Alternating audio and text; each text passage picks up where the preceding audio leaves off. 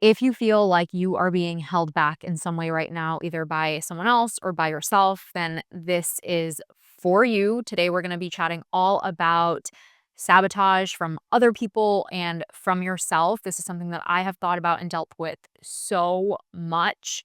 So I'm very excited to get into this. So, we're going to be chatting about a few different things. The first is, how do you know if somebody is holding you back versus if you are holding yourself back? So, we're going to talk about what it looks like for someone else or some kind of system to hold you back. Second, we're going to be talking about the sneaky ways that you might be holding yourself back. And this isn't going to be your generic perfectionism and self sabotage. Like, we're really going to get into very specific things, a lot based on my own experience, on evidence, on people that I've worked with, and real life scenarios. We're also going to be talking about loops that you might be stuck in. And then finally, we're going to chat about some ways to overcome some of these barriers and ways that you might be holding yourself back from achieving all of your goals, hopes, and dreams. So, first of all, what does it look like for someone else to be holding you back? Because I never want to talk about self sabotage and not address the many different external factors and circumstances that could be holding you back, whether that is specific people, systems, or institutions, because I think those are so real. And I really get frustrated in the personal growth space when people sort of gaslight you into thinking that everything in your life that's a problem is your fault, because that is not true. Yes, I believe in agency and conviction and being the CEO of your life, but it's also important, really, really important for us to address when other things might be holding you back. So let's just get that out of the way. So, some situations in which other people might be holding you back. The first is toxic coworkers, toxic people in your personal life who really don't want to see you succeed and are actively sabotaging your success. That is so real. I have been there. It is really frustrating and sad, but that is a very real way that someone might be holding you back. Someone who really does not want to see you succeed, frankly, for whatever reason, whether it's jealousy or their personal political agenda or whatever else they have going on.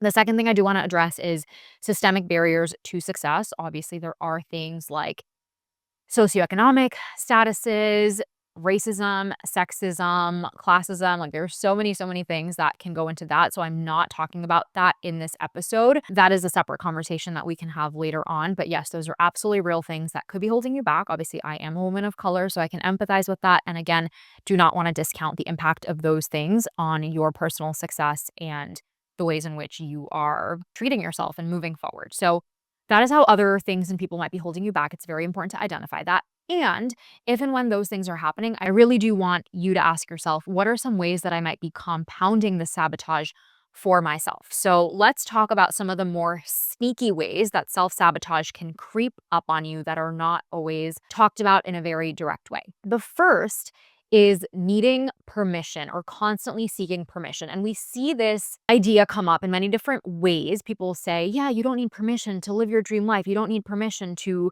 to do the things that you want to do. But like, what does that really mean? And in what ways might that be showing up that you're not even realizing? So the first way is actually feeling like you need a different degree. You need more expertise. You need a promotion in order to step into the leadership role and that leadership identity that you know you are already capable of. So this can be really sneaky.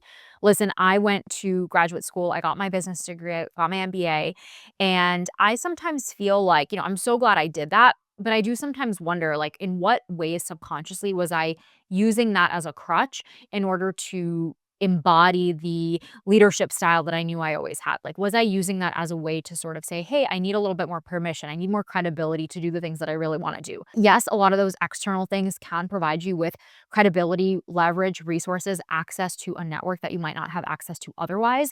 But are there things that you can be doing without needing that additional sense of external permission? And I see this actually happen a lot with women, and it's been proven that a lot of women feel the need to get advanced degrees just because they're used to sort of playing within the system, playing it safe, and needing that external permission and validation to do things that they are fully capable of doing, but they feel like they need someone else to tell them that they are allowed to do that. So that could be really sneaky. I've had a lot of people in my life say, oh, yeah, I want to, take on this type of role, or I want to move into this type of industry, and I'm going to go get another degree to do it. Now, there are obviously situations where you do need a degree to do the career that you want. Like if you want to be a doctor, if you want to be a lawyer, yes, you need to go to school and get certified to do that.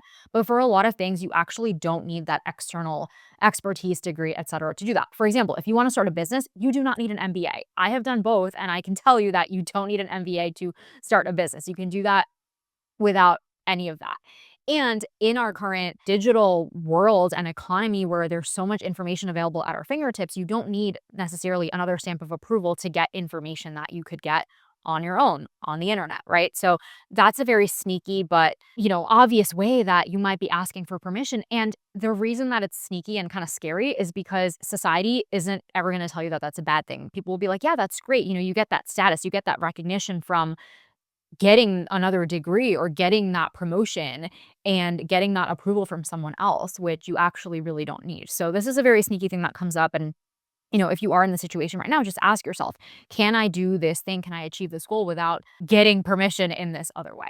Okay, so that is number one. Number two is even more sneaky. And this is something that I feel very, very strongly about because I've seen it happen in my own life and with other people. You decide that you want to pursue a new goal, a new project, something that you're really, really passionate about, and you know that you're going to be able to do it. And you start telling people in your life about your plans. So you go to your loved ones, you go to your friends, and you're like, hey, I have this idea. I'm going to start my personal brand, or I'm going to start my business, and I'm going to start this side project, my side hustle. And then they tell you, or, they kind of listen to you and like, hopefully they're supportive because they're your friends, but they turn around and they're like, oh, are you sure you're going to do that? Do you have time to do that? That market is really saturated. How are you going to be successful? Right. So they're not necessarily sabotaging you, but you're sabotaging yourself by going and like telling people what you want to work on and what you want to do, because deep down inside, you're looking for that permission. You're looking for that validation that the path that you're on is correct. And frankly, when you're starting something new, you're not going to know if that path is correct. You're not going to get the wins. You're not going to get that recognition right away. So you seeking it out prematurely, even if it's subconscious, is a very sneaky way that you are self-sabotaging. So again, if you're trying to start something new, like, do you really need to tell people about it if you don't know what they're going to say, or if you don't know if they're going to be supportive towards you? Like, you don't need to go and float your ideas around everyone. You don't need to pick people's brains and have coffee chats for no reason. Like, you really don't need to do that. You just need to start. Okay.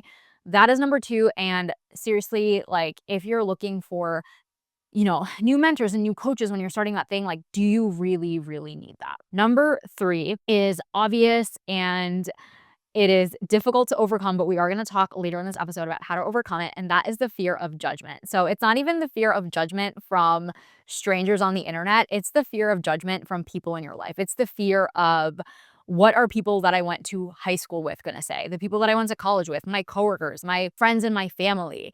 And that is going to hold you back forever, because that feeling or that fear of judgment is never going to go away. We are social creatures, and we naturally crave other people validating us and supporting us. And I have a very awesome exercise that I want to share with you for that. If you have that fear of judgment, and I've done this with myself, I've done this with other people as well. What you're going to do is you're literally going to take a piece of paper or open up a Google Doc or whatever it is, and you're going to make a list of the different categories of people that you are afraid of judging you. So that could be your hometown friends. It could be the people that you went to college with. It could be your family members. You're literally going to make a list of all of these different categories of people.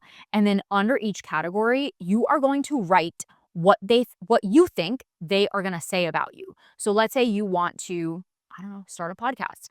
You are going to write down under each of those categories of people what you think they're going to say about you. You think they're going to say, oh, who does she think she is? That is so cringe. That is so embarrassing.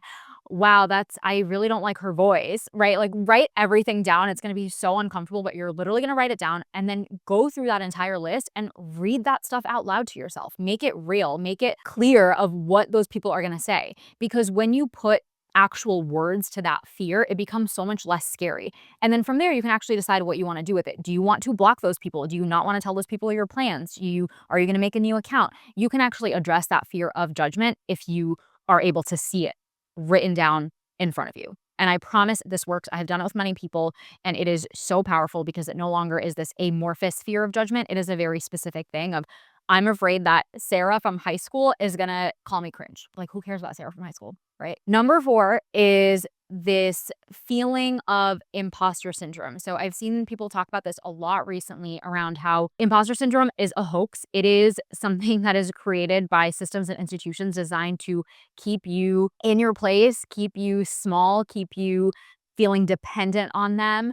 And let's reframe imposter syndrome as, it's not imposter syndrome. It's your fear of inhabiting a space that you haven't inhabited yet. It is your fear of learning a new skill. It is your fear of impressing the people who you are reporting to. It is not imposter syndrome. It is something else. You are allowed to feel fearful about something that you're starting for the first time, but don't call it imposter syndrome, because like, what even is that? And in what ways is that holding you back? So those are 4 very important things to think about when you're thinking about self-sabotage and the sneaky ways that it might be coming up. And I feel so passionately about all of these topics because I personally have dealt with each and every one and have been able to overcome them personally. So let's move on now to how to notice if you are in a loop of self-sabotage besides these other behaviors that I talked about. So the first is starting and stopping something constantly. So you are starting new things, but you're never able to finish them because you're not able to be consistent. It could be one of those 4 things that I mentioned that are holding you back. It could be that you are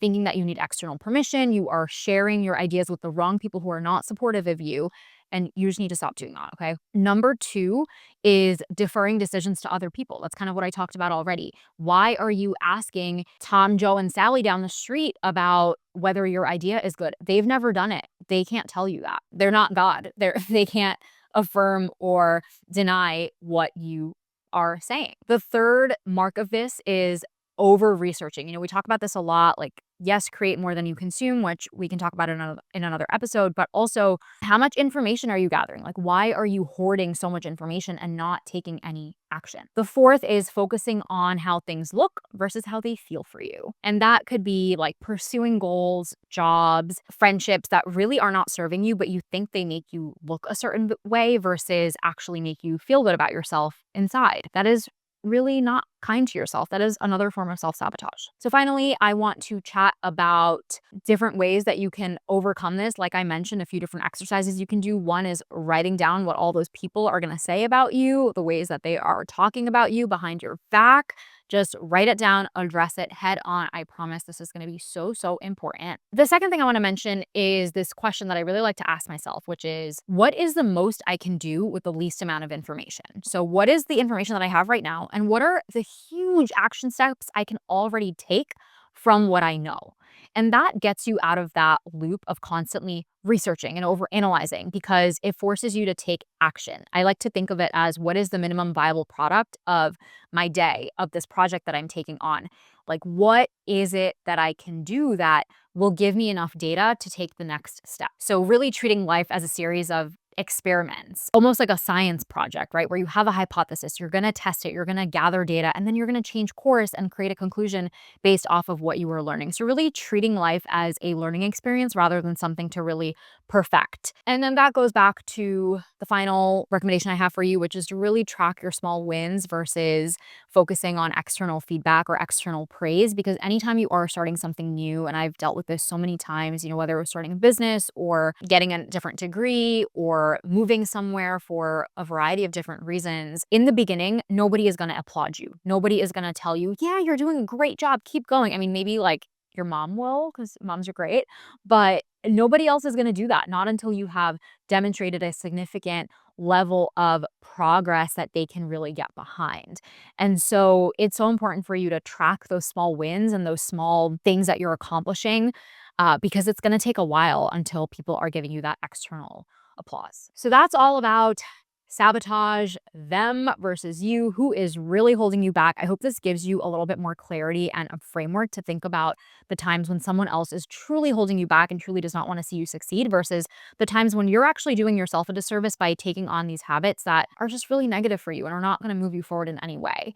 So I really hope that helps. I would love to hear what resonates with you. If you think that you have a friend that you can share this with who would benefit from some of these questions and reflections, please feel free to share. As always, remember to subscribe, follow, like, comment, all of the things. Your support means so much to me, and I really would love to hear what resonated with you. Thank you again for tuning in, and I will catch you next time. Bye.